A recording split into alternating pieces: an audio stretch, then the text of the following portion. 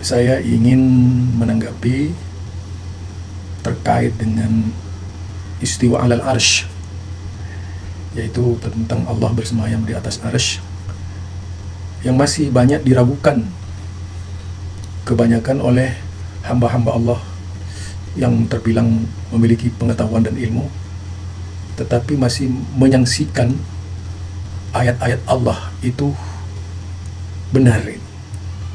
Justru ada usaha-usaha dari pikiran-pikiran nakal mengarahkan pengertian istiwa kepada majas, sehingga artinya tidak seperti yang diinginkan oleh Allah dan Rasulnya. Padahal ayat-ayat Allah ini tidak membutuhkan takwil, tidak membutuhkan pengertian majas, jelas dan nyata bahwa yang difirmankan oleh Allah memang datangnya dari Allah Subhanahu wa Ta'ala, bukan pendapat-pendapat manusia yang kapan saja bisa salah, walaupun juga bisa benar. Tetapi kalau yang datang dari Allah Subhanahu wa Ta'ala, sudah pasti benarnya.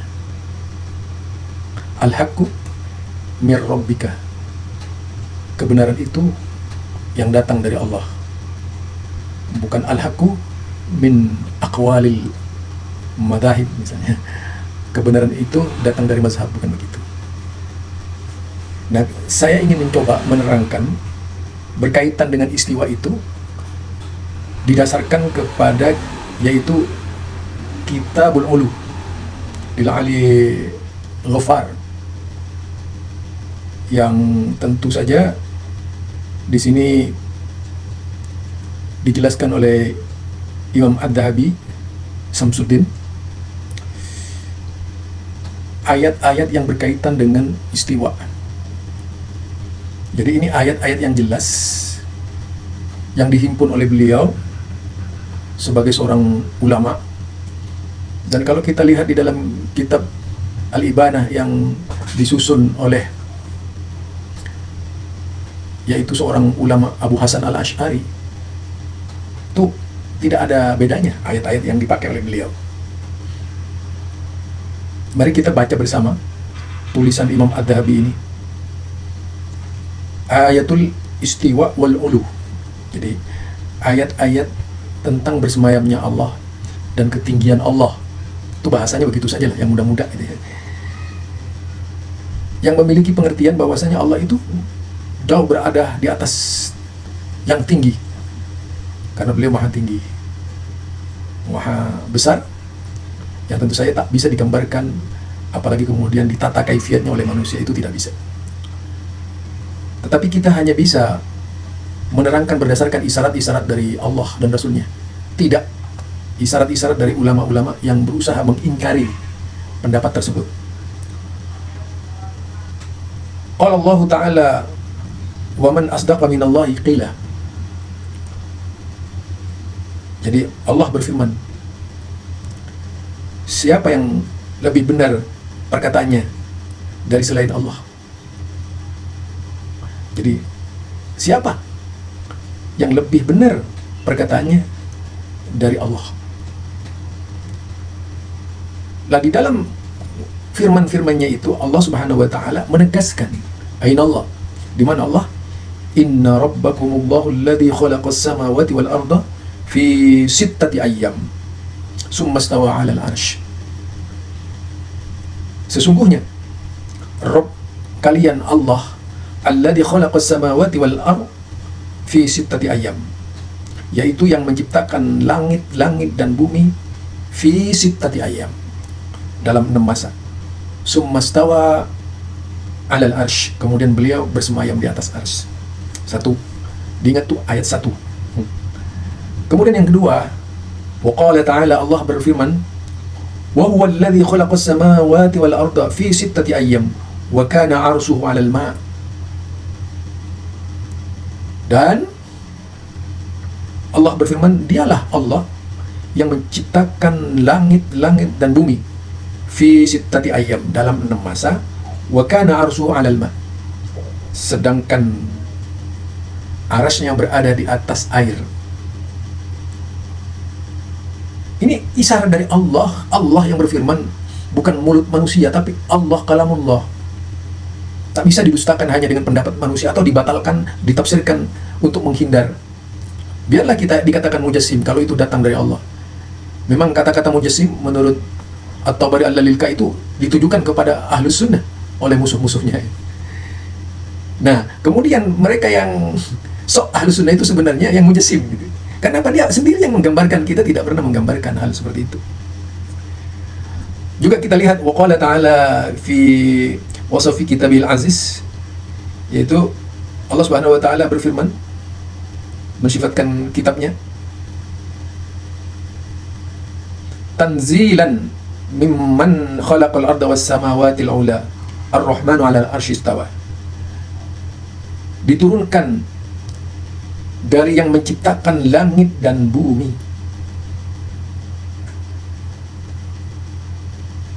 Yaitu Aamintum man fis sama. Apakah kamu iman man fis sama? Ayyursila alaikum hasiban. Yang jelas Allah resminya istilahkan zatnya itu man fis sama. Zat yang ada di langit. Istilah resminya aras juga di atas langit. Ar-Rahmanu 'alal arsis. Kemudian kita di internal Islam menjelaskan Allah itu tidak butuh tempat. Oke, benar itu. Karena tidak butuh tempat, Allah itu khalik, tempat itu makhluk. Tentu khalik tidak butuh makhluk. Ya seperti itu saja. Tapi kalau kamu bilang Allah nggak punya tempat, mesti orang masih ngejar. Lalu di mana? Pokoknya di mana-mana. Lu banyak. Malah bingung kan? Wah, pidato ini Pak Zaiduddin jadi NU gak di mana, gak kemana tapi di mana-mana. Bangunnya pangeran kayak NU tapi gak kemana tapi di mana-mana. Kan itu.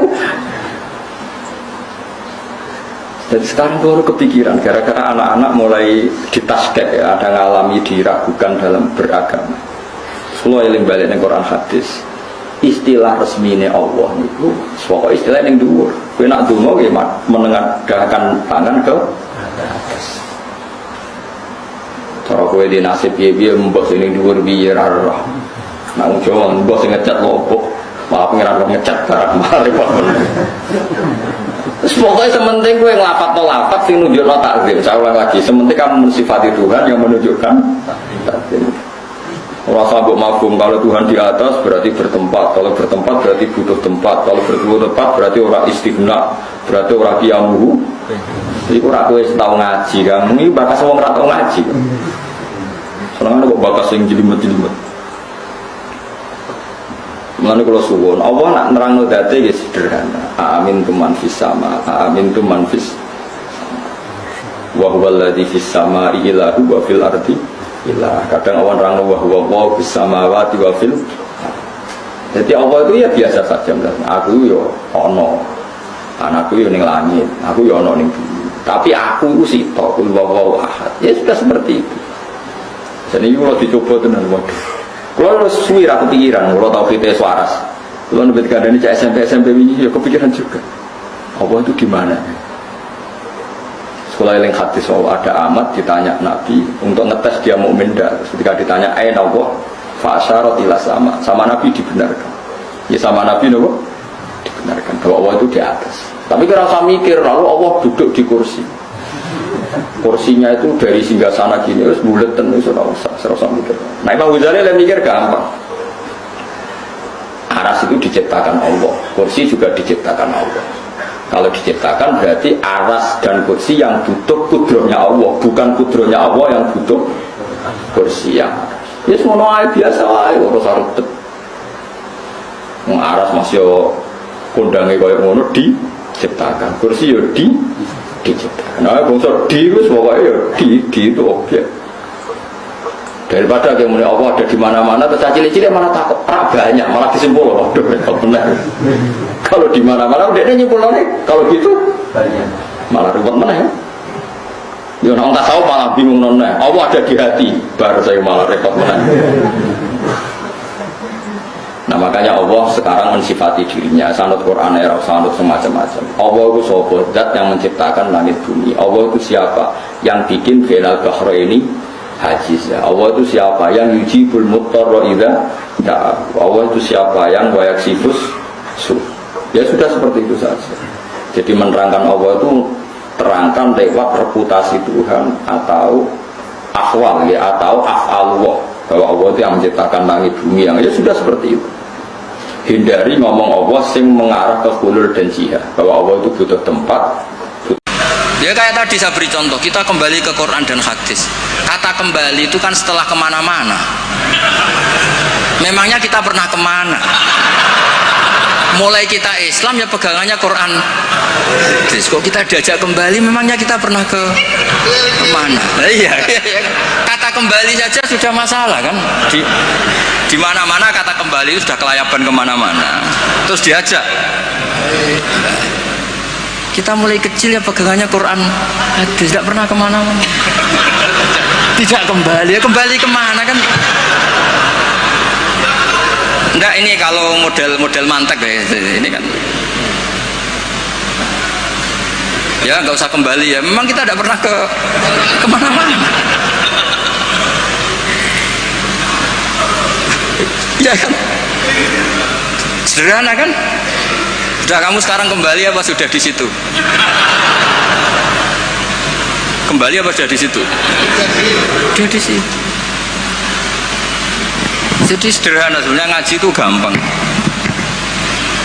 Illam yuwafiq afhama ulama ahlil haq al-akabir al-akhyar. Di sini disebut al-akabir al-akhyar. Ketika Mbah Hamid terkenal, Mbah Mun terkenal, Mbah Hashim terkenal, itu penting, itu rencana Allah. Supaya orang kalau terkenal itu barokahnya itu diuji oleh publik. Jadi terkenal itu tidak perlu kamu hasuti, kalau Allah menghendaki supaya ada konsensus, karena ulama ini butuh ijma. Jadi enak anut wali yang terkenal dibanding wali versi-versinan. Paham ya? Ana wong misalnya nyuwun sewu rambutnya gondrong ning dhuwur gunung, ora tahu ketemu wong. Terus jare muridé iku sing mulang langsung Sunan Kali Jogo, tongkate Kali Jogo, klambine Antakusuma. Sing ngakoni mung wong loro. Wis wong loro oleh muni ngene, ndak semua orang tahu kalau dia wali. Waduh ribet. Itu gak boleh jadi pegangan. Di antara syaratnya pegangan itu asyura wal akabir, harus punya status besar. Karena ini lewat diuji. Berapa orang yang diceritakan meragukan kewalian Mbah Hamid, tapi gara-gara ngalami kasfud domair, apa yang ada di hatinya dibuka Mbah Hamid, akhirnya ikrar. Enaknya wali terkenal kan ada proses pengujian kan. Nah, wali dhuwur gunung muridnya mau loro cek bangga orang geruang. Sing mesti kalimatnya orang geruang, orang geruang kebodon kayak kue.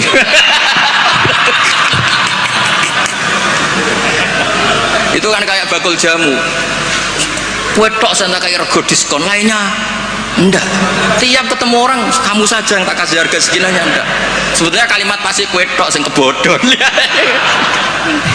Nah, makanya butuh transparansi. Itu tidak hanya di birokrasi, tidak hanya di dunia ulama, semuanya butuh transparan supaya diuji.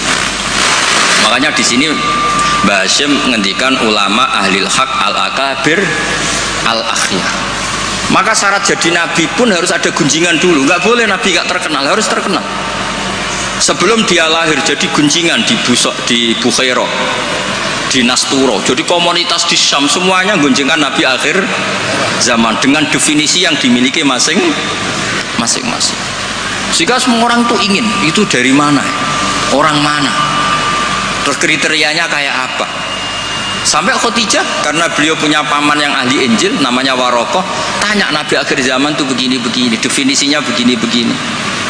Kalau nggak terkenal tahu-tahu muncul nerangno definisi nabi wes kangelan sampai. Jadi terkenal itu kalau fillah walillah itu baik, asal tidak karena hadun nafsi. Saya beri contoh ya, contoh kecil ini sekaligus Maulidur Rasul Shallallahu Alaihi Wasallam. Ada orang yang imannya itu terlambat, namanya Ka'bul Ahbar. Banyak orang yang kebetulan nasibnya baik kayak Sayyidah Khadijah. Yang dia baca dari paman-pamannya, Nabi akhir zaman tudhilluhul ghamamah tuti'uhus sahai fajrul jabini lailiyud dawai. Kebetulan yang dibaca itu, karena yang dibaca itu dia nyuruh Maisarah. Maisarah itu nama lelaki. Coba kamu ikut dagang Muhammad, semua yang kamu lihat ceritakan ke saya.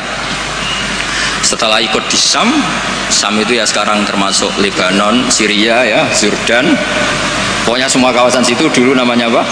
Syam. Karena itu yang persisnya itu entah mana, tapi ada yang bilang termasuk ya Palestina, Israel. Pokoknya semua situ dulu namanya apa? Syam. Nah, dulu ada tertentu dibilang Ariha, dibilang apa, tapi itu semuanya dulu namanya Syam. Ada pohon yang kalau ada nabi itu mereaksi, nabi itu nggak boleh mikir, ya nggak boleh tahu. Jadi nabi itu misalnya matahari dari barat, beliau ya tetap saja duduk di arah barat, nggak mikir kalau ke arah barat itu ketemper matahari itu nggak mikir. Memang syaratnya nabi itu nggak boleh mikir, memang dekat Allah sehingga semuanya ya memang begitu. Makun tata terimal kita bualal iman. Kalau nabi mikir kok tak adik jumpafanku kapan ya, supaya diarani nabi carane piye. Makanya nabi itu harus ummi itu tidak tahu apa-apa. Tapi di bab nabi itu sifatu madkhin bukan sifatu dzammin. Kalau kamu ummi kan sifatu dzammin. Kalau kamu goblok goblok betulan itu. Kalau nabi harus layak kro wala yaktub. Karena dengan gitu orisinal. Loh nabi kok iso mikir, akan orang kan curiga cari momentum yang pas dia ngaku nabi. Nabi itu harus ummi, layak kro wala yaktub. Makanya orang kadang salah paham, wong nabi gak tahu kok dikatakan. Untuk nabi itu beda, tidak tahu itu sifatu madkhin. Jelas disebut di Quran, ma kunta tadri mal kitabu walal iman. Wa ma kunta tarju ayyulqa ilaikal kitab. Nabi gak pernah berharap jadi nabi, itu gak pernah. Gak boleh nabi kok berharap jadi nabi terus ambisi, gak boleh. Makanya gak boleh kamu daftar wali kok ambisi, gak boleh. Cuma ini kuotanya banyak yang kosong, ya sudahlah dipaksa-paksa. Ya jalur itu fakir sabar ya bisa, bodoh sabar ya bisa. Yang paling susah itu jalur alim wirai zuhud, itu berat. Jalur fakir aja kan sudah dapat fakirnya, tinggal dapat sabarnya. Akhirnya karena itu sudah jadi gunjingan, ini barokahnya terkenal, sudah jadi gunjingan. Maisarah ditanya, ketika Nabi duduk misalnya matahari dari barat, Nabi duduknya itu di barat pohon. Nah, pohonnya yang menyesuaikan diri. Jadi pohonnya itu ales itu merubah dirinya ben iso ngiyupi. Nah justru itu terus Rohib Bukhairah itu, wah ndak akan alam memperlakukan seperti itu kecuali dengan Nabi. Nabi juga gak minta ada gomamah yang tudilhun, ndak, ya jalan aja. Dan tudilul gomamah itu batasnya hanya sekian meter. Kalau semuanya mendung dikira semuanya dapat mendung, ya hanya pas arah Nabi supaya kelihatan itu demi Nabi. Makanya terus Maisarah ketika datang ditanya, oh iya bener, itu berarti Muhammad itu Nabi. Pas itu Nabi umur 20 tahun. Ya bareng ngoten mboten enten alamat malih. Mulai Khadijah mulai ragu. Duh bojoku sudah jadi Nabi ta ora. Nah setelah umur 40 tahun, ini bukti kalau Nabi itu tidak tahu. Beliau mulai tertarik tahandus di Gua Hira. Datang malaikat Jibril itu dikira malakul mauti. Kagetnya bukan main aku. Tidak boleh Nabi kok kedatangan Jibril tak enteni. Aku jadi orang biasa. Aku bosen. Kapan dilantik? Itu nggak boleh. Nabi nggak boleh begitu, nggak boleh. Jadi Nabi kaget itu malah bener gitu. Maka bar ketemu Jibril yang wedi luari dia. Yarjufu fuadu, kaget. Bilang ke Khadijah zamiluni. Enggak. Loh, kalau orang kan umumnya kan seneng. Jibril stanti ini suya udah di awam guys bosen. Enggak ada seperti itu. Clear nih guys, benten. Jadi Nabi itu nggak tahu. Makanya wahyu disebut fuj'ah, kaget. Dan Nabi kaget karena dianggap itu malakul maut. Wes bareng minta zamiluni itu sama Khadijah dikemuli, terus cerita, saat tadi ditemuin gini-gini saya kaget takut. Sayyidah Khadijah yang seneng karena dia pernah ragu 15 tahun. Tahu alamat kan umur Nabi 25, dapat Nabi 40. Semuanya bukan main, absyir katanya, kamu harus seneng. Fawawu ala yuzika wawu abadan innaka la tasilu rahim wa tahmilul kalla wa taqridu wa tu'inu ala nawaibil haq. Seneng Khadijah. Lo coba sepinter itu kalau dia agak belajar dulu tidak bisa. Kenapa bisa belajar? Karena sudah terkenal akan ada nabi akhir zaman. Akhirnya dikomunikasikan sama Waraqah bin Naufal, paginya ayo besok ikut ke Waraqah bin Naufal, ke paman saya. Itu di kitab Bukhari ada redaksi wakana nasroniyah kot wakana kot tanah sorofil jahiliyah wayak tubuh bil injil wayak tubuh minal injil bil ibroniyah. Masya Allah ayaktub, dia itu penginjil dan dia menguasai bahasa nopo Ibrani. Makanya komentar beliau tidak Jibril tapi hadan namus alladzi jaa bi Musa. Dia enggak bilang Jibril, masih pakai bahasa Ibrani, hadan namus alladzi jaa bi Musa. Dan syaratnya Nabi kudu diusir. Ini yang agak berat. Tapi ya barokah, semua orang yang diusir kaya Nabi. Padahal diusir muka mertua mergo ngentekno donyane. Diusir muka mertua ngentekno donyane jare. Ketika Waraqah bin Naufal itu sudah ngakui kalau Muhammad ini nabi, ini ngendikane lucu. Ya letani fi hajatan khina akhrajaka qaumuk.